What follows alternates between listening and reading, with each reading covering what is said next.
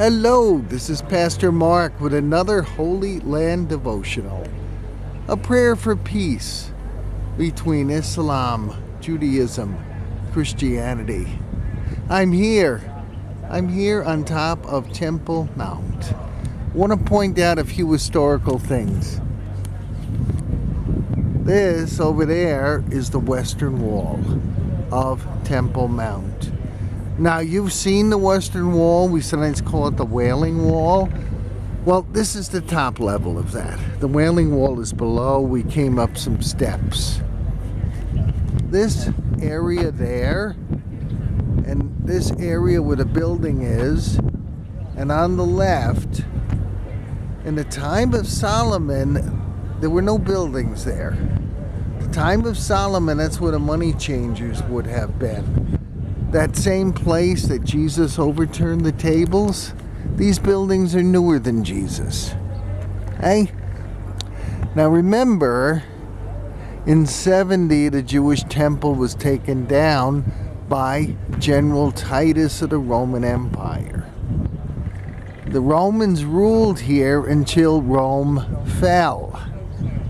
And that's when the Arabs took this place over.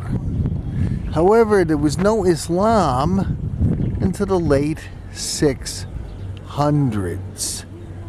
So a lot of this probably was left unused from, fall of Rome until about, 700.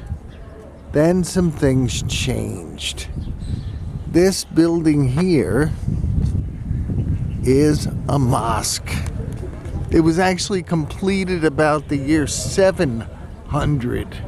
Remember, by then the Jews were in I forgot the word. They've been thrown out of here, diaspora, and they're all over the world. So the Arabs ruled this area, and after Muhammad, then the Muslim Arabs ruled this area. This mosque was completed in 700, and it remained a mosque until the Knights Templar came here during the Crusades in 1100. They took it over and used it as a barracks. Now, remember, time of Solomon, this was not here. This was the court of the Gentiles, where the money changers were. Likewise, to the left. Now, behind me, that is the Dome of the Rock.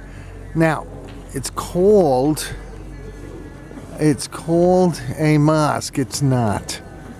It's actually not a mosque. It's not a place of prayer. It is a sacred shrine. It was there that Muhammad received his vision while sitting on a rock. That is the Muslim story. Now here is a foot washing station for people who are visiting the mosque for prayer. Up here, the shrine, that is where the Jewish temple sat until it was destroyed in 70 A.D. That was by the armies of Rome under the command of General Titus. Remember, there's that big gap from the time Rome fell till the time of the Crusades in about 1100, where the Christian influence here was minimal, and it wasn't backed by a government. So these buildings were put in during the time of Muslim rule. It is said that underneath this structure is a rock. Muhammad sat on that, and he was taken up in a vision to the seventh heaven, and he received much of his revelation there. Now, this whole wide open space with this shrine in the middle. See? That's west. We got south. We got east. See, these old archways still exist. But this whole open space was where the temple sat. That was ruined, of course, in 70. This is the spot of the temple. Now, it is a shrine to Muhammad with a mosque just down the hill. You can see why Christians, Jews, and Muslims all have very, very beloved feelings for this spot. And it saddens me that there's been so much fighting over this spot. That the Crusaders thought it was Christian to come and murder Muslims who were living here and taking over the mosque. It saddens me that there was rioting here between Muslims and Jews. It saddens me that on the West Bank, Muslims are mistreated by the Israeli government. Now, if you ask Muhammad what God he served, he would tell you the God of Abraham. And if you ask those who are celebrating Judaism, who they serve, they will tell you they serve the God of Abraham. And we in the Christian faith who seek to emulate Christ, well, Christ honored the God of Abraham. Christ was the embodiment of God, the God of Abraham, incarnate on earth. It seems to me, Christian, Muslim, Jew have enough in common, worshiping the God of Abraham.